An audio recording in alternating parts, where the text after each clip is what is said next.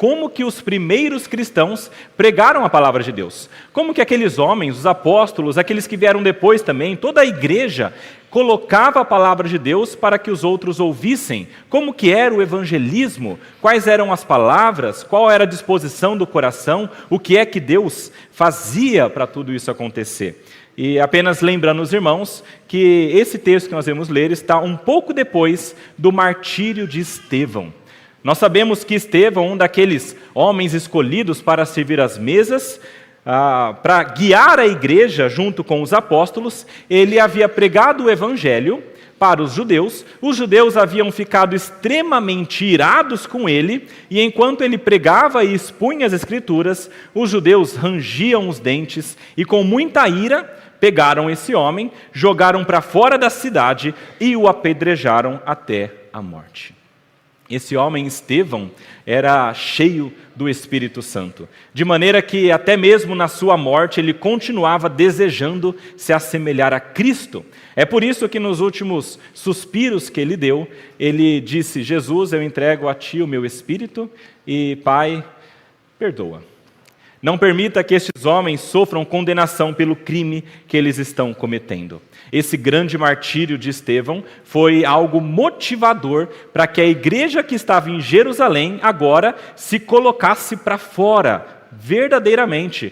Quando esse martírio aconteceu e a perseguição se tornou um pouco mais ferrenha, as pessoas que estavam em Jerusalém, a não ser os apóstolos, todas essas cristãs saíram para a Judéia e para a Samaria e pregavam o evangelho em vários locais.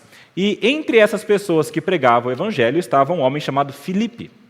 Filipe, assim como Estevão, era um dos escolhidos, um dos 7 escolhidos para servir as mesas, um homem também cheio do Espírito Santo, um homem que também havia sido escolhido por Deus e eleito para ajudar aquelas pessoas. Filipe, assim como Estevão também, era um judeu, só que de fala grega, ele havia nascido fora de Jerusalém, mas esse homem, de fala grega, também conhecia o dialeto dos judeus, mas ele é este escolhido por Deus para levar o evangelho para alguns outros locais.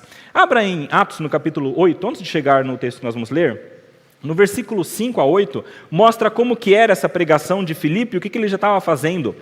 Diz a palavra que em Samaria, onde ele pregava o evangelho, as pessoas já começavam a crer de maneira poderosa. Filipe foi à cidade de Samaria e anunciava a Cristo ao povo dali. As multidões, veja, multidões, unânimes, davam atenção às coisas que Filipe dizia, ouvindo-as e vendo os sinais que ele fazia.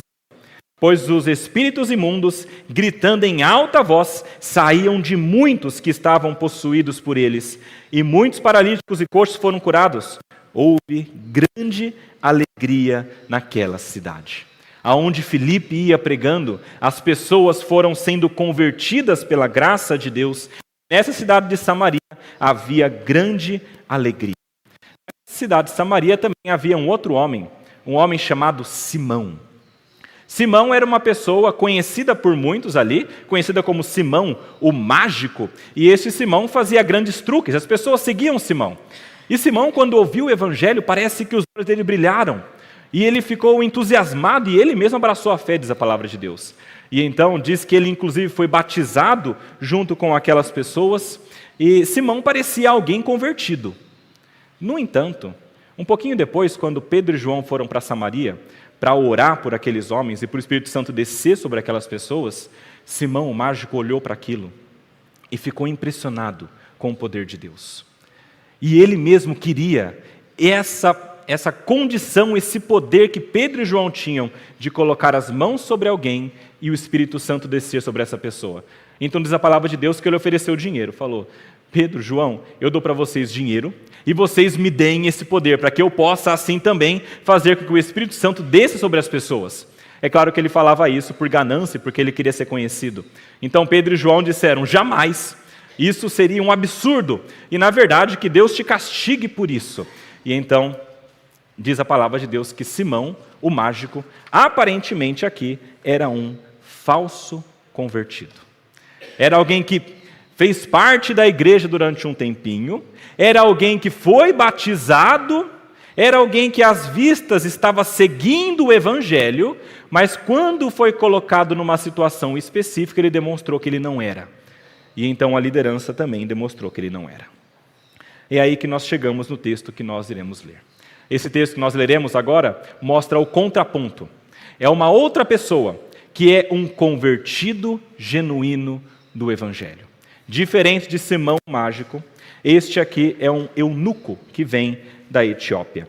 E diz assim a palavra de Deus a partir do versículo 26 até o versículo 40.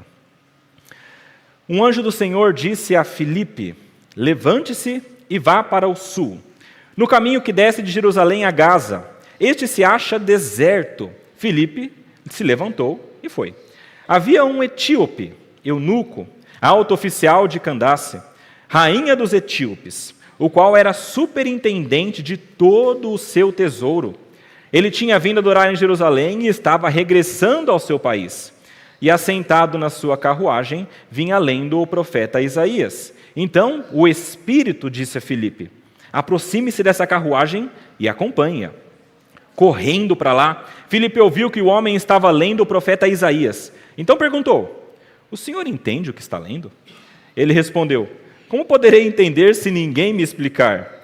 E convidou Filipe a subir e sentar ao seu lado. Ora, a passagem da escritura que ele estava lendo era esta: foi levado como ovelha ao matadouro, e como um cordeiro mudo diante do seu tosqueador, ele não abriu a boca. Na sua humilhação, lhe negaram justiça. Quem poderá falar da sua descendência? Porque a vida dele é tirada da terra. Então o eunuco disse a Filipe: peço que você me explique a quem se refere o profeta. Fala de si mesmo ou de outra pessoa? Então Filipe explicou. E começando por esta passagem da Escritura, anunciou-lhe a mensagem de Jesus. Seguindo pelo caminho, chegaram a certo lugar onde havia água. Então o eunuco disse: eis aqui água! O que impede que eu seja batizado? Filipe respondeu: é lícito, se você crê de todo o coração. Então ele disse: creio que Jesus Cristo é o Filho de Deus. Então mandou parar a carruagem. Ambos desceram a água e Filipe batizou o eunuco. Quando saíram da água, o Espírito do Senhor arrebatou Filipe e o eunuco não o viu mais. E este foi seguindo o seu caminho cheio de alegria. Mas Filipe foi visto outra vez em Azoto. E, seguindo viagem, evangelizava todas as cidades até chegar a Cesareia. Vamos orar? Pai amado, nós lemos a sua palavra e queremos louvá-lo por ela, Pai, porque ela nos mostra a verdade, nos ensina aquilo que há de mais importante para nós a respeito da sua salvação. Queremos rogar a Ti, Pai, que pela Tua graça o Senhor nos ilumine, dê-nos a graça de compreender aquilo que está escrito e dá-nos força para que nós possamos aplicar em nossas vidas. É o que nós te rogamos em nome de Jesus. Amém. Meus irmãos, ao passo que Simão o Mago foi este homem, um caso perdido para o Evangelho, porque ele rejeitou e ele queria, na verdade, lucro para si mesmo, agora nós temos este caso bem sucedido. E olhando para esse texto que nós lemos aqui, eu queria que nós retirássemos dele 3 elementos de uma pregação que é bem-sucedida. Quais são os elementos que circundam uma pregação que realmente gera alguém que crê no Evangelho? São 3 que eu identifico nesse texto. Um deles é a preparação, o segundo é o testemunho e o terceiro é a resposta positiva. São esses 3 elementos. O primeiro é a respeito da preparação. Em primeiro lugar aqui, Filipe, ele é guiado por Deus de uma maneira que ele chega a pregar o Evangelho e aquele homem crê. A preparação, meus irmãos, é um elemento essencial para uma pregação que realmente resulta em conversão. Isso está ali dos versículos 26 até o versículo 29. E um texto que talvez resuma bem esse primeiro ponto é o que está lá em Romanos 8. Vocês devem conhecer muito bem esse texto, Romanos 8, 28, que diz assim: sabemos que todas as coisas cooperam para o bem daqueles que amam a Deus, daqueles que são chamados segundo o seu propósito. Todas as coisas cooperam para o bem daqueles que amam a Deus. E se todas as coisas cooperam, quer dizer que Deus está preparando todas as coisas. Queridos, Deus prepara todas as coisas para gerar a salvação nos homens, de maneira direta ou de maneira indireta. Aqui nós temos 3 momentos em que Deus age diretamente para a salvação do eunuco. Um momento ele envia um anjo para falar com Filipe: Filipe, saia de Samaria e vai para este outro local. Tem outro momento quando o Espírito Santo mesmo fala com Filipe e diz: Filipe, anda do lado daquela carruagem. E há um momento também em que o Espírito Santo arrebata Filipe. São 3 momentos em que Deus age diretamente para fazer a sua salvação ter efeito. E há muitos outros momentos aqui em que Deus age de uma maneira talvez um pouco menos óbvia, o que a gente às vezes chama de coincidência. A nossa vida é cheia dessas. Momentos em que Deus está agindo, fazendo aquilo que Ele quer, aquilo que Ele deseja, alcançando o seu plano final, e nós muitas vezes nem percebemos. Essas são as vezes em que a palavra de Deus nos diz que Deus está agindo, e nós comumente chamamos de providência. É a providência divina agindo para que as pessoas sejam salvas. Aqui nós temos, por exemplo, um momento em que Deus fala para Filipe ir para um local que está deserto. E ele vai para este local. Quando ele chega lá, está deserto o local? Não. Existe uma pessoa viajando na estrada. Nossa, mas que coincidência. Há uma pessoa aqui, em um caminho que deveria estar deserto. Isso não parece ser uma ação direta de Deus, mas Deus estava guiando os eventos para que esse encontro realmente acontecesse.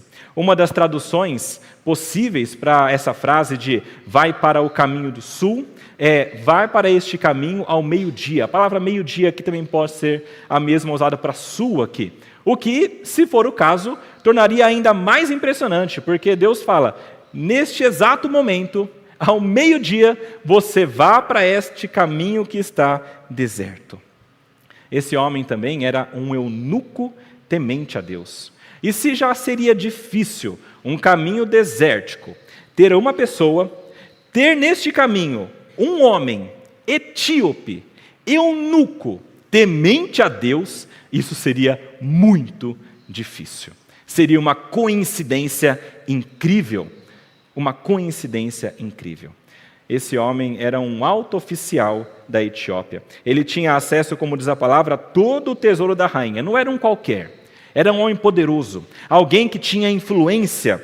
Ele era rico e este homem servia uma rainha, rainha Candace. Candace era um título de rainha, na verdade, como havia lá no Egito o faraó, e havia várias Candaces, e essa era a rainha deste local na Etiópia. E ela governava este local. O eunuco, ele havia ido para Jerusalém, diz a palavra, para adorar ao Senhor. Ou seja, ele era um homem temente a Deus. Ele foi até Jerusalém, possivelmente a participar talvez da Páscoa, talvez do Pentecostes, e agora estava retornando para a sua cidade. Novamente uma coincidência. Naquele exato dia, ele estava retornando. Podia ter voltado antes, logo depois da Páscoa, podia ter voltado logo depois do Pentecostes, mas muita coisa já aconteceu.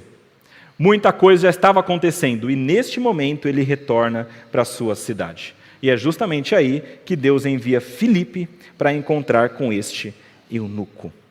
E vamos pensar um pouquinho mais atrás? Como é que este eunuco da Etiópia tinha conhecimento do Deus de Israel? Etiópia era muito longe, bem ao sul, quilômetros à distância. E o Deus de Israel estava lá em Jerusalém até aquele momento. As pessoas não conheciam em todos os locais. Mas, aparentemente, Deus já estava preparando algo desde muito antes. Nós sabemos que a história na Bíblia fala de uma mulher chamada Rainha de Sabá. Não é o nome dela, mas ela era chamada assim pelo texto bíblico. Essa mulher, 1000 anos antes, havia ido encontrar Salomão. Ela entendeu que Salomão era um grande rei, extremamente sábio, e tinha muitos tesouros, então ela foi encontrá-lo. Quando ela encontrou este homem, eles tiveram um relacionamento, algumas conversas, e aparentemente essa mulher, a rainha do sul, também chamada em outros locais, era alguém que era de Sabá. E possivelmente Sabá assim como a Etiópia, se referem a um local muito próximo. É o mesmo local no sul, ali de Israel, que fica mais ou menos ao nordeste da África, um pouco acima da Etiópia. Ali é onde fica Sudão hoje. É este local onde morava essa mulher, rainha de Sabá. Queridos, 1000 anos antes, Deus já havia enviado uma mulher, a rainha de Sabá, para encontrar Salomão e retornar com o conhecimento de Deus. E a gente não sabe como que foi toda a intercorrência nestes 1000 anos, mas de alguma maneira o conhecimento de Deus chegou até este etíope. E não apenas chegou até ele, mas ele se dobrou a esse conhecimento. E ele passou a buscar a este Deus de Israel. Meus irmãos, Deus prepara todas as coisas para gerar a salvação. Se você hoje é crente, está sentado aqui neste banco, ouvindo a palavra do Senhor, e a palavra do Senhor queima no teu coração, significa que Deus fez muita coisa para isso acontecer. Desde muito antes de você nascer, a sua história já está sendo escrita. E Deus já está trabalhando para que você tenha esse conhecimento, para que você tenha essa salvação. E isso é só porque Deus é poderoso e age de maneira poderosa, direta ou indiretamente. Queridos, se foi esse o caso, então aqui nós vemos que há 1000 anos Deus já estava trabalhando na conversão desse homem. E veja mais uma coincidência. Quando Filipe chega naquela carruagem, aquele homem podia estar dormindo para chegar logo, ele podia estar cantando, ele podia estar jogando alguma coisa, ele podia estar conversando com o que estava levando ele podia estar fazendo um monte de coisa, mas ele estava lendo a Bíblia. E não só lendo a Bíblia, ele estava lendo um texto específico. O texto é Isaías 53. Irmãos, se você tivesse de pedir a Deus para que alguém estivesse lendo a Bíblia para você poder evangelizá-lo, qual texto que você escolheria? Eu tenho plena certeza que Isaías 53 é um dos principais. Isaías 53, se não for o principal, é um dos principais textos que apontam para Jesus, de maneira muito clara. Esse homem estava lendo o rolo de Isaías em voz alta, o que era costume da época, e então Filipe chega àquele local, ouve isso e utiliza essa leitura dele para pregar o Evangelho. Esse é o plano de Deus. É impressionante tudo aquilo que ele vai fazendo para que o seu povo seja salvo. Tudo aquilo que ele está fazendo, de bom e de ruim. Novamente, pensa na sua vida. Tira tudo de ruim que aconteceu na sua vida. E agora, se pergunte, será que você estaria perto de Deus? Todas as coisas cooperam para que aqueles que são de Deus sejam salvos. E o plano de Deus, apesar de ser às vezes incompreensível, é sempre o melhor. Esse aqui parecia loucura, porque veja, Filipe estava pregando em Samaria, multidões estavam vindo ouvi-lo, multidões estavam sendo convertidas, pessoas estavam sendo libertas. Se você fosse um pregador desse, no local desse, o que você faria? Meu Deus, eu vou continuar porque está funcionando. Se você fosse a igreja que enviou esse homem, você ia fazer o quê? Continua aí, eu vou te sustentar, mas prega. E então Deus faz uma coisa diferente. Ele fala, Filipe, sai da Samaria e vai para este caminho deserto. Ou seja, sai de onde tem um monte de gente que está ouvindo o Evangelho e se convertendo e vai para um local que não tem ninguém. Isso aqui talvez, nos ouvidos de Filipe, tenha soado um pouco estranho, mas ele foi. E nós vemos que Deus tinha um plano sendo desenhado para que as pessoas que ele queria chegassem ao Evangelho. Deus estava cumprindo um plano maior. Tem um texto bíblico que fala sobre isso, é lá em Isaías também. Ele diz, nós conhecemos, é Deus falando, os meus pensamentos não são os pensamentos de vocês, os caminhos de vocês não são os caminhos do Senhor, porque assim como os céus são mais altos do que a terra, assim os meus caminhos são mais altos do que os seus caminhos. E os meus pensamentos são mais altos do que os pensamentos de vocês. Deus tem um plano e um pensamento que está muito acima daquilo que nós podemos compreender. Porque Ele é um Deus todo-poderoso e onisciente. Sabe onde está registrado isso? Isaías 55, versículos 8 a 9. Um pouquinho depois de Isaías 53. No mesmo local, Deus está falando isso. Existe um plano maior. Vocês não entendem, mas eu vou fazê-lo cumprir. Sabe qual é o contexto que Isaías escreve que os pensamentos de Deus são mais altos do que os nossos, os caminhos de Deus são mais altos do que os nossos? Salvação dos gentios. Isaías 55, ele fala sobre isso, versículo 1. Todos vocês que têm sede, venham às águas, e vocês que não têm dinheiro, venham, comprem e comam. Sim, venham e comprem, sem dinheiro e sem preço, vinho e leite. No versículo 5 ele fala: eis que você chamará uma nação que você não conhece, e uma nação que nunca o conheceu virá correndo para junto de você, por causa do Senhor, seu Deus, e do Santo de Israel, porque este glorificou. Isaías está profetizando desde muito tempo atrás, 700 anos atrás, que haveria um momento em que as nações viriam até o Senhor e teriam um conhecimento de Deus, e isso está em Isaías 55, próximo do texto de Isaías 53, que estava sendo lido pelo eunuco, e próximo também da onde ele diz que os pensamentos são mais altos. E sabe quem escreveu uma coisa muito similar, inspirado nesse mesmo texto? Paulo. Nós lemos aqui, Romanos 11, 33.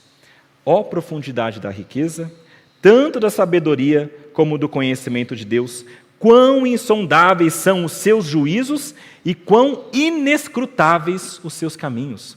A gente tenta compreender, mas a nossa mente não alcança tudo aquilo que o Senhor está fazendo. E sabe qual era o contexto de Paulo para escrever isso? Salvação dos judeus e dos gentios.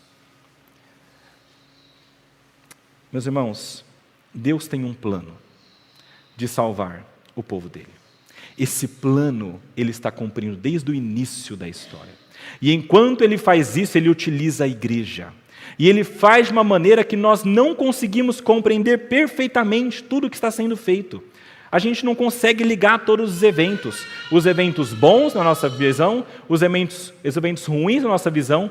Tudo isso foge à nossa compreensão, mas uma coisa está certa: Deus está salvando.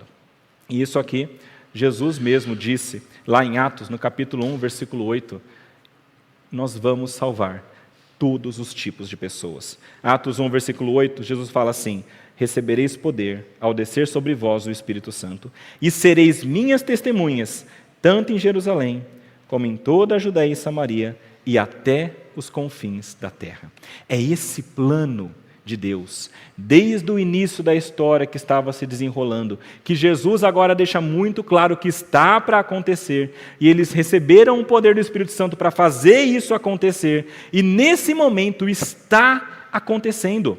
Veja, Atos 1,8 fala que seriam alcançados pessoas de Jerusalém, isso aconteceu, dia de Pentecostes.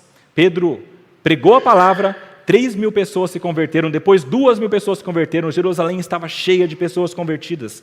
Judeia e Samaria, Estevão morreu, os homens da igreja, as pessoas da igreja foram embora de Jerusalém e pregaram o evangelho, Filipe era uma delas, e foram alcançados pessoas de Judeia e pessoas da Samaria. Isso foi confirmado depois com Pedro e João, que foram lá, oraram sobre aquelas pessoas, o Espírito Santo desceu sobre elas.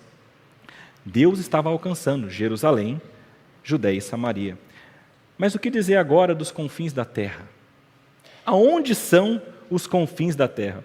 Muitas vezes, quando nós olhamos para essa expressão, nós ligamos o momento em que Paulo vai até Roma e dá testemunho lá em Roma, inclusive para as pessoas mais poderosas do mundo. De fato, ali ele está pregando nos confins da terra. Mas sabe um outro local que era conhecido por ser os confins da terra? Etiópia. Interessante isso. O mundo conhecido daquele tempo entendia que Roma, de fato, era o grande extremo para cá, mas havia também um grande reino no sul.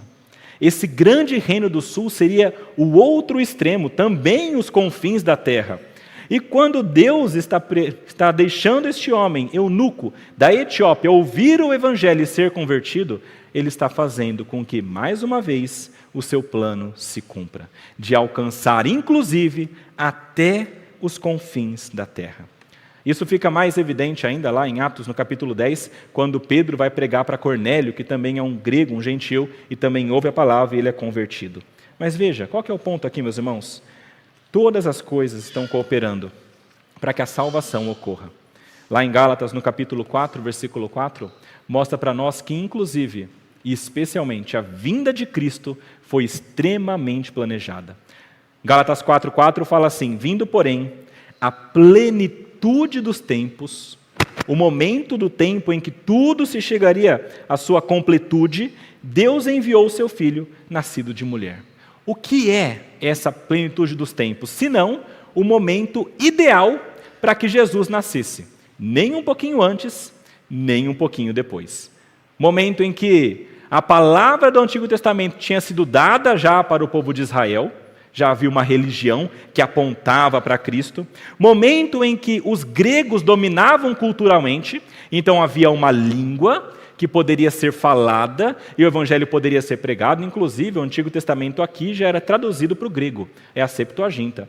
E este grego já era usado para a expansão da palavra de Deus. E também havia um povo que governava sobre todos, que era Roma. Mas Roma era importante? Mas é claro que era. A grande Pax Romana era um tempo possível de grandes viagens, em que não havia impossibilidade de pessoas pararem você no caminho para te matar o tempo todo, porque havia os romanos trazendo ordem. Veja, uma religião que apontava para Cristo, uma língua para que todos ouvissem, e uma possibilidade física geográfica para que o evangelho chegasse a todos os locais. Plenitude dos tempos. Deus estava guiando todas as coisas. E, meus irmãos, para que a palavra de Deus, o evangelho, chegue em cada pessoa, ele não guia apenas os eventos grandiosos do mundo, mas ele guia cada evento e ele também prepara os corações. Lembra? O primeiro elemento de uma pregação que gera frutos é a preparação. E o coração daquele homem estava preparado. Isso aqui nos lembra da parábola do semeador, não é? Quando o semeador sai a semear, Jesus fala, ele joga as sementes, que são sementes do Evangelho, e essas sementes caem em 4 solos diferentes. Um desses solos é o solo que é terra batida. O Evangelho nem entra, o inimigo já vem e rouba, ele não tem o conhecimento, não gera nenhum tipo de fruto. Um outro tipo de solo é o solo das rochas. Então, parece que germina um pouco esse evangelho e começa a crescer, mas ele não cria raiz, porque as rochas representam as dificuldades deste mundo. O outro tipo de solo é o tipo de solo que há alguns espinhos crescendo. E então a semente cai ali, ela gera uma raiz, ela começa a crescer, mas quando ela começa a crescer, ela é sufocada pelos espinhos. Esses espinhos são as coisas boas deste mundo, os cuidados deste mundo. 3 tipos de solo, 3 tipos de coração, nenhum deles frutificou. Mas tem um solo bom. O quarto solo, 25%. Este quarto solo é bom, é terra boa, nutrida, fofa. Quando cai o evangelho, ele começa a germinar. Depois de um tempo, ele começa a crescer. E depois de mais um tempo, começa a gerar frutos. O coração desse homem já estava preparado por Deus. E é assim que funciona com cada um que é convertido. Deus prepara o coração e então ele envia alguém para falar do Evangelho. E é por isso que nós chegamos ao segundo ponto aqui. Além da preparação é necessário testemunho. O testemunho é necessário para que haja, de fato, uma conversão verdadeira. Isso aqui está do versículo 30 até o versículo 35. Um bom versículo também para nós sintetizarmos este ponto é Romanos 10, versículos 16 e 17. Lá em Romanos, Paulo escreve assim, que Isaías diz: Senhor, quem creu em nossa pregação? E assim, a fé vem pelo ouvir e o ouvir da palavra de Cristo. Paulo aqui novamente citando Isaías, perceberam que Romanos e Isaías estão caminhando muito juntos com essa porção aqui da Escritura. Paulo diz muito claramente, a fé vem pelo ouvir da palavra de Cristo. Meus irmãos, A palavra de Deus só vai gerar os frutos no coração de alguém se ela for exposta.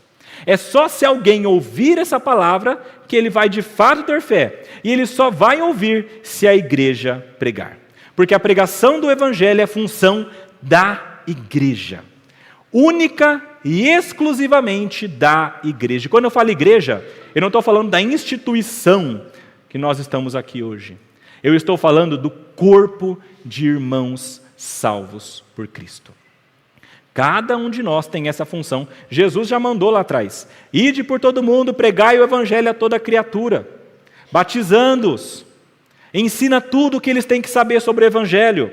Essa é a ordem de Cristo. Ele manda a igreja pregar. E a igreja deveria fazer isso. E isso fica muito claro para nós aqui, porque, olha só, Deus envia um anjo para falar com Filipe. Depois o Espírito Santo fala com Filipe. E aí talvez nós pensemos, poxa Deus, não podia mandar logo o anjo e o Espírito para falar com o eunuco de uma vez? E aí ele já falaria o evangelho, já traria a verdade? Mas Deus não quer fazer isso. O que Deus deseja é que a sua igreja pregue o evangelho. Por quê? Boa pergunta. Eu sei que essa é a maneira que ele deseja. É isso que ele mandou fazer. Se ele quisesse salvar de outra maneira, salvaria? Salva, claro, ele faz o que ele quiser. Mas o que ele escolheu foi cada um de nós para pregar o evangelho. E quando nós pregamos o evangelho, eu tenho certeza que uma coisa acontece. O nosso coração é cada vez mais firmado. E nós cada vez mais tomamos parte neste grande plano de Deus. Talvez seja uma maneira que Deus usa para que nós nos acheguemos cada vez mais a Ele, para que nós compreendamos cada vez mais o evangelho.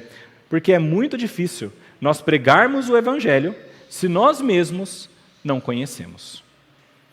O que Deus quer de nós é que nós preguemos e estejamos sempre prontos para pregar o evangelho.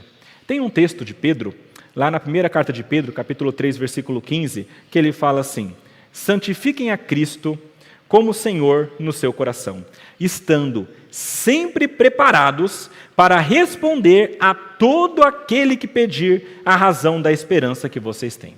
Filipe estava preparado. Imagina se Deus mandasse Filipe, vai lá perto da carruagem. Filipe começa a ouvir um texto bíblico e ele pensa, olha, sabe que eu já ouvi em algum lugar isso aí? Eu acho que eu conheço, mas eu não estou lembrado qual que é a referência desse texto que está sendo lido. Imagina se Filipe não tivesse certo na mente e no coração dele a verdade da Escritura para transmitir àquele homem. Certamente seria um desastre, mas ele estava pronto. E quando ele começa o diálogo, da maneira como ele bolou na mente dele, utilizando um texto como gancho, ele vai expondo a Cristo por meio da Escritura.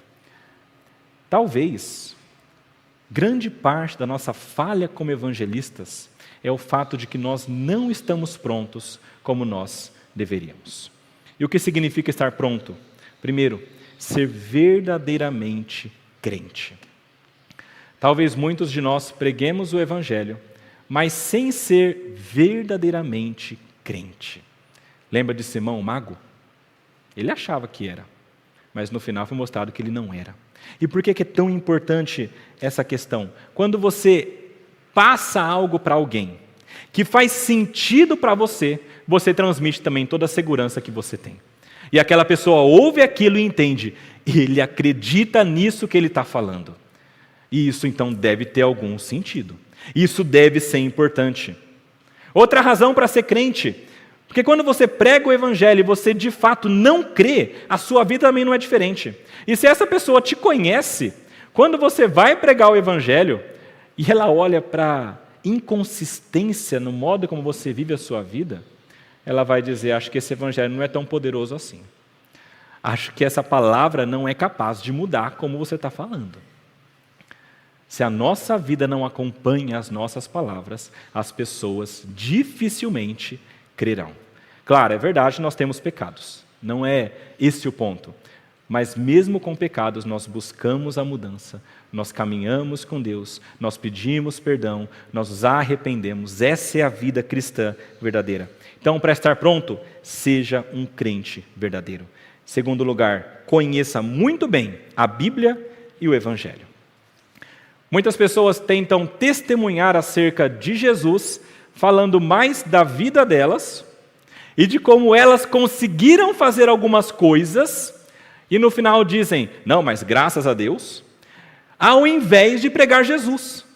Muitas vezes, nós conhecemos testemunhos assim.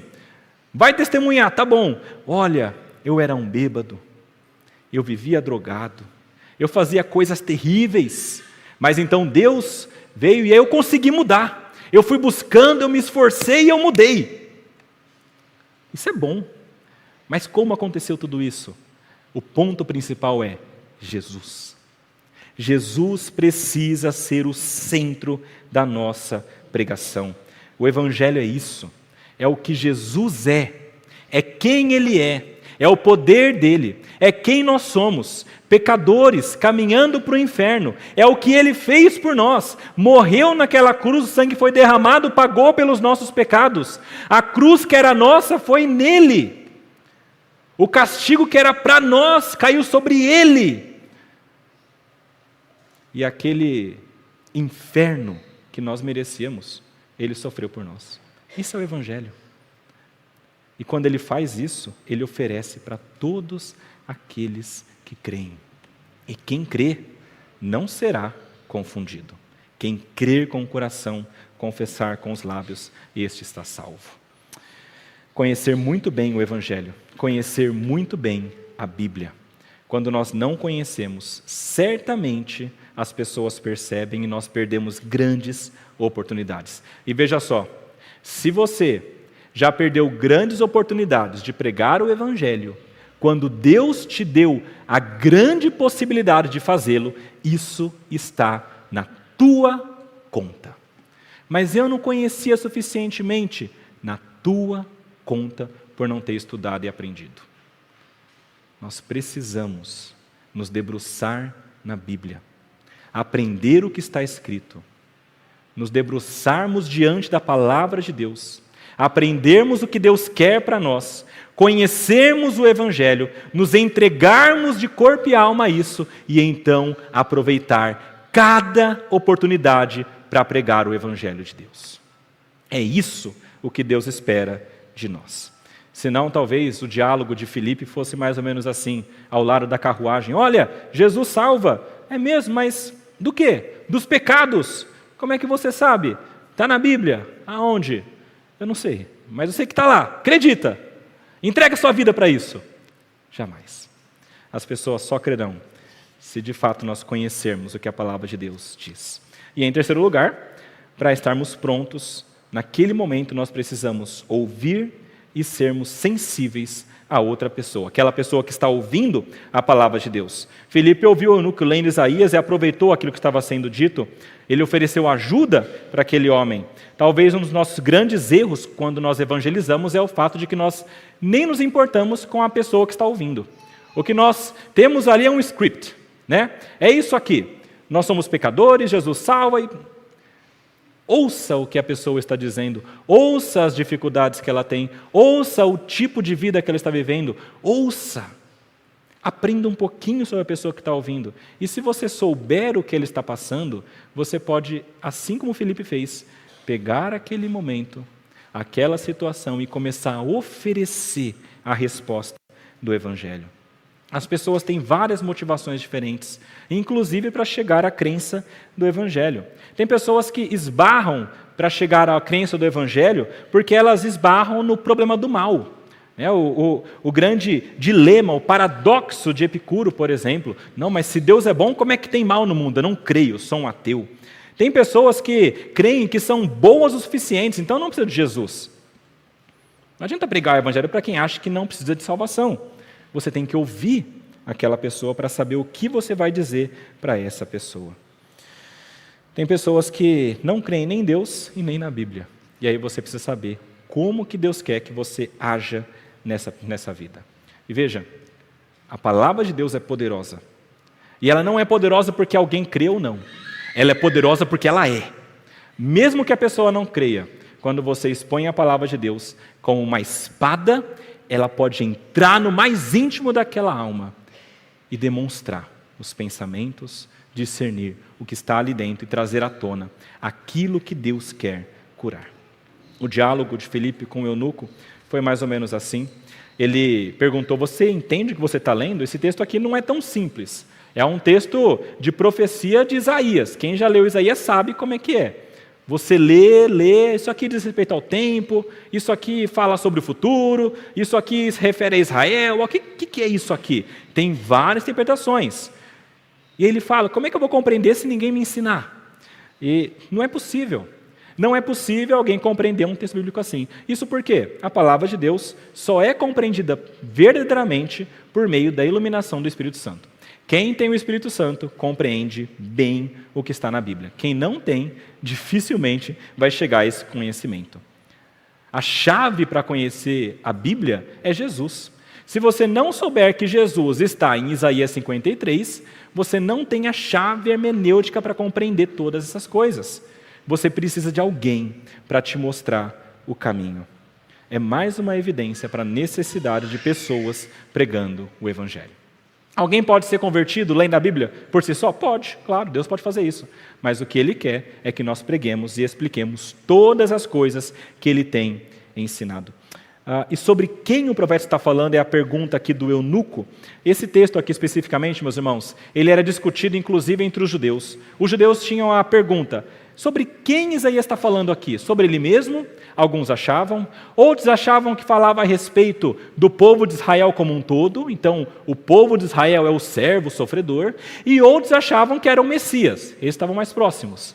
E então, quando Filipe ouve isso, ele aponta para Jesus. E, de novo, Isaías 53 é uma bola lançada ao alto para quem quer chutar. Fala que ele foi levado como ovelha ao matadouro, que não resistiu. Quem? Jesus. Alguns meses antes tinha acontecido. Como um cordeiro mudo, ele foi em silêncio, ele não resistiu, foi em silêncio. Diante do seu tosqueador, ele não abriu a boca. Na sua humilhação, lhe negaram justiça. Ele estava sendo humilhado, ele era justo, mas foi negada essa justiça a ele. Quem poderá falar da sua descendência? Ele não teve filhos porque ele morreu cedo, porque a vida dele é tirada da terra. Tudo isso aqui, quando Filipe ouve, ele entrega para o eunuco. E quando o eunuco ouve isso, certamente faz sentido na mente dele. Ele não usou somente esse texto, a palavra diz que ele começou com esse texto e ele foi caminhando com outros. E então ele foi falando: olha, e sabe que lá em Jeremias fala uma outra coisa? Olha, e sabe que lá em Salmos fala sobre Jesus também? Não, Salmos 2, Salmo 2 fala sobre isso. E ele começou a falar sobre a palavra de Deus e trazendo o conhecimento da Escritura para aquele homem que, pela graça de Deus, chegou ao conhecimento da Escritura, do Evangelho e foi convertido. A palavra de Deus é poderosa para salvar. Voltando de novo para Isaías, olha só como Isaías está o tempo todo aqui. Isaías 55, no mesmo capítulo que fala sobre a salvação dos gentios, um pouco depois de falar que os caminhos são mais altos do que os seus, Isaías 55, de 10 a 11, um outro texto que nós conhecemos. Assim como a chuva e a neve descem dos céus e para lá não voltam, sem que primeiro reguem a terra e a fecundem e façam brotar para dar semente ao semeador e pão ao que come, versículo 11, assim será a palavra que sair da minha boca. Não voltará para mim vazia, mas fará o que me apraz e prosperará naquilo para que a designei. A palavra que Deus utiliza, ela sempre vai alcançar o seu propósito. E ela vai alcançar sempre o Evangelho, um propósito duplo: salvação ou condenação. A palavra de Deus, o Evangelho, quando ele é pregado verdadeiramente, ele vai alcançar ou a salvação ou a condenação.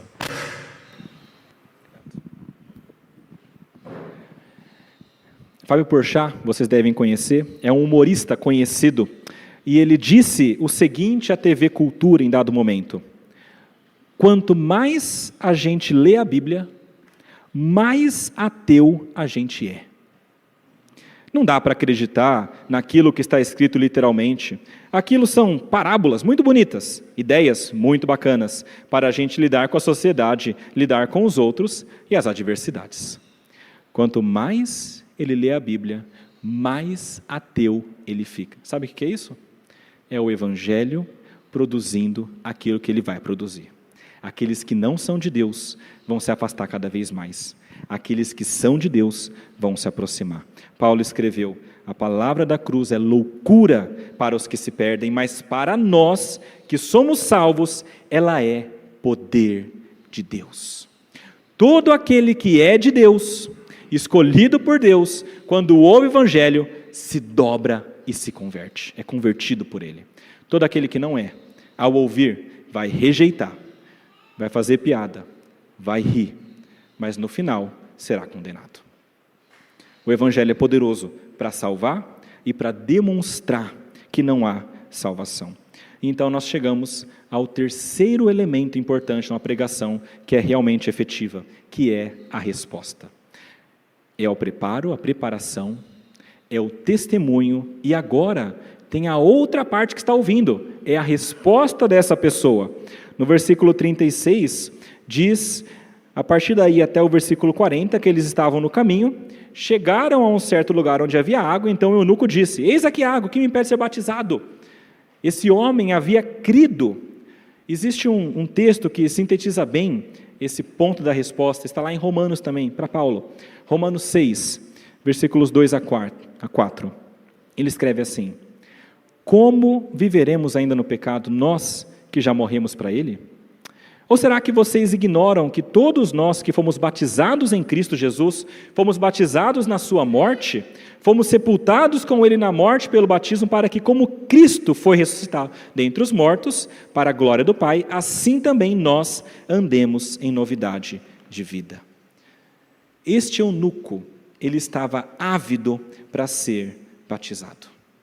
Aquelas pessoas que recebem a palavra de Deus e são convertidas, elas querem muito confirmar a entrada delas no povo de Deus. É o que elas mais desejam. E isso estava no coração desse homem. Quando ele ouve aquilo e aquilo faz sentido, ele encontra água. E detalhe, era um local desértico. Por acaso, coincidência, aparece um pouco de água para o batismo. Ele olha para aquela água e então ele diz: eu quero ser batizado. Tem alguma coisa que me impede, Felipe? Será que eu posso ser batizado? Essa avidez do eunuco é clara para nós. O batismo tem vários significados. Tem várias questões embutidas no batismo. Não dá nem para falar sobre todas elas. Mas uma das principais é o fato de que quem é batizado, ele é visivelmente colocado dentro e reconhecido como alguém do corpo de Cristo. É alguém que faz parte da família da aliança. Ele queria isso, demonstrar e confirmar que ele é parte do corpo, que ele é parte do povo. É o batismo aqui, de acordo com Paulo, aquilo que mostra que nós também fomos mortos com Cristo e também temos a nossa vida em Cristo. É o batismo. E aqui então, o eunuco ávido para ser batizado. E isso aqui é especialmente importante para o eunuco.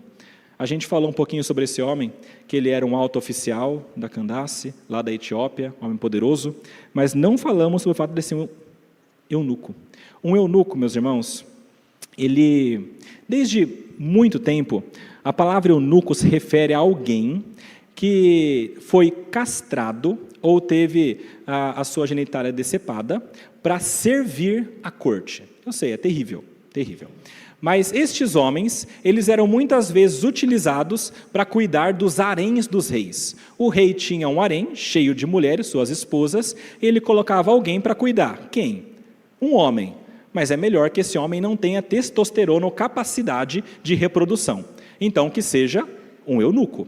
Então, eles colocavam eunucos para cuidar dos haréns, mesmo porque, se houvesse algum tipo de gravidez indesejada ali no meio, isso podia causar grandes e terríveis problemas para o império e para o reinado, certamente. Quem seria digno de sentar no trono? E então havia os eunucos. Os eunucos, durante o tempo, eles começaram a atingir algumas posições dentro da corte, inclusive de alcançar algum prestígio. Então, eles tinham algumas outras funções também dentro da corte. E durante a história, eles foram adquirindo, inclusive, a condição de serem altos oficiais da corte, em vários países. Inclusive, o nome eunuco, depois de um tempo, passou a se referir a alguém que é um alto oficial da corte, não necessariamente alguém que tenha sido castrado. Bom, mas esse eunuco aqui, será que ele é apenas um alto oficial? Ou será que ele é um eunuco, de fato, incapaz de reproduzir e que foi castrado? Eu creio, e me parece muito claro aqui, que ele era alguém que era um alto oficial e também era um eunuco castrado. Por que eu digo isso? Porque não faria sentido aqui Lucas escrever as duas coisas. Olha, ele é um alto oficial e é um eunuco. Seria redundante, é a mesma coisa. Mas então ele deixa claro, ele é um alto oficial, e ele também é um eunuco castrado. Por que é que isso é importante para nós? Qual que é a razão disso tudo? Nesse texto é muito importante, porque preste atenção nisso, os eunucos, desde o Antigo Testamento até naquele momento, eles não poderiam se tornar judeus prosélitos. Eles não poderiam entrar no templo e adorar a Deus. Deuteronômio, versículo 1 do capítulo 23 fala: aquele a quem forem esmagados os testículos ou cortado o membro viril, não entrará na Assembleia do Senhor. Esse era um desses homens.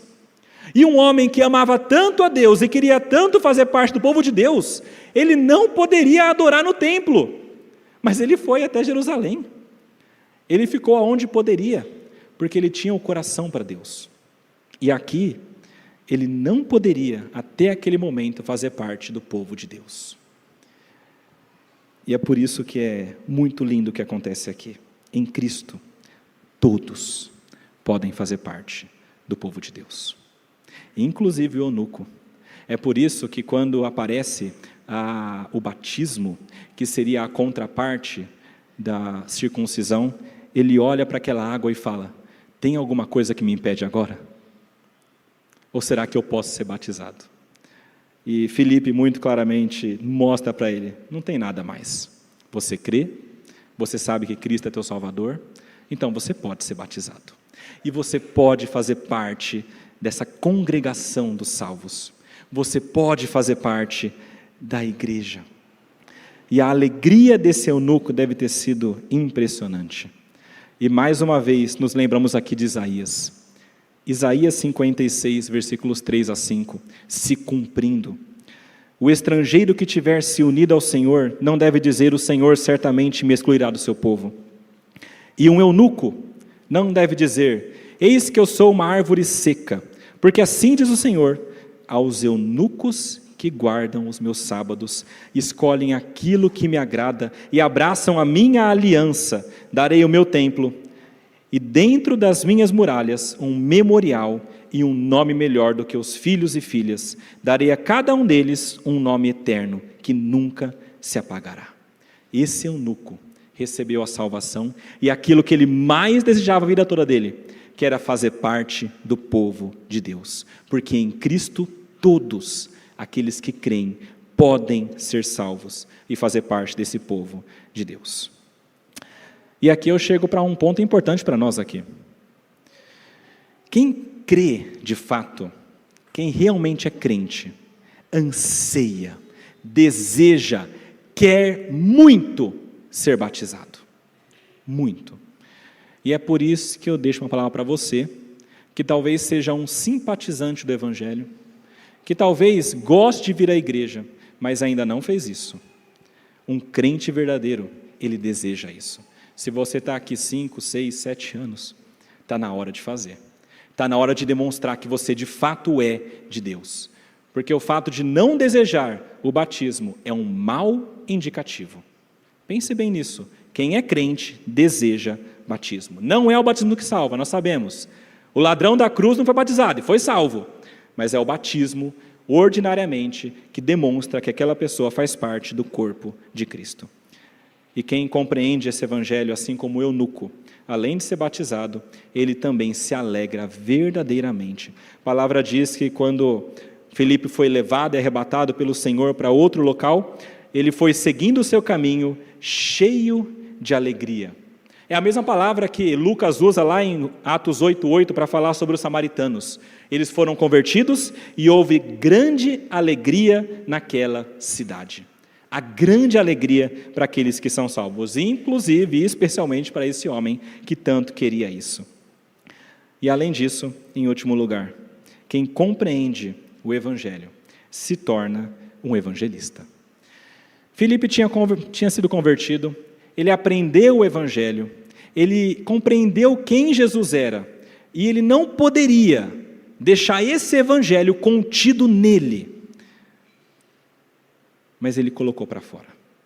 Ele recebeu uma salvação que ele não merecia, a maior graça desse mundo, e o que ele faz? Eu preciso levar isso para outras pessoas, eu quero que as pessoas se alegrem assim como eu estou alegre, eu preciso levar essa salvação para as pessoas. Ele fez isso, lá em Samaria, ele fez aqui com esse homem, ele fez depois, ele passou por Azoto, que era a antiga Asdod do Antigo Testamento, onde a Arca da Aliança ficou durante um tempo, depois parou lá em Cesareia Marítima, um pouco mais ao norte de onde eles estavam, e nessa cidade ele pregava, ele ia pregando, para que pessoas chegassem ao conhecimento de Deus. Ele ficou nessa cidade durante mais ou menos uns 20 anos, ele aparece de novo, Filipe, lá em Atos 21, nos versículos 8-9, Paulo fica na casa dele e diz que no dia seguinte partimos e fomos para Cesareia, e entrando na casa de Filipe, olha como ele é conhecido, o evangelista, quem prega a palavra, que era um dos 7, ficamos com ele. Filipe tinha 4 filhas solteiras que profetizavam. Olha só, a família toda trazia a palavra de Deus. Aqueles que se convertem verdadeiramente pregam a palavra de Deus. E o eunuco? O eunuco também. A palavra diz que ele continuou o seu caminho. Filipe foi embora, Deus até tirou a possibilidade de segui-lo. Talvez o eunuco pensasse, vou seguir esse homem. Não, vou tirar daqui, não é para lá que você vai. Você vai continuar o seu caminho, vai para a sua terra. E ele continuou o caminho dele até a terra dele, lá na Etiópia. A Bíblia não fala especificamente isso, o eunuco desaparece aqui na Bíblia, mas há algumas menções históricas desse homem. Tem várias igrejas que afirmam, lá da África, da Etiópia, na parte do Sudão ali também, na antiga Etiópia, nos tempos antigos mesmo, que esse homem retornou para essa região e ele pregou o Evangelho. E algumas igrejas, inclusive, afirmam que ele é o fundador delas. Se é verdade, se não é, é difícil saber, porque há várias histórias aqui. Mas uma coisa fica muito clara, esse homem, ele foi influente no local que ele retornou.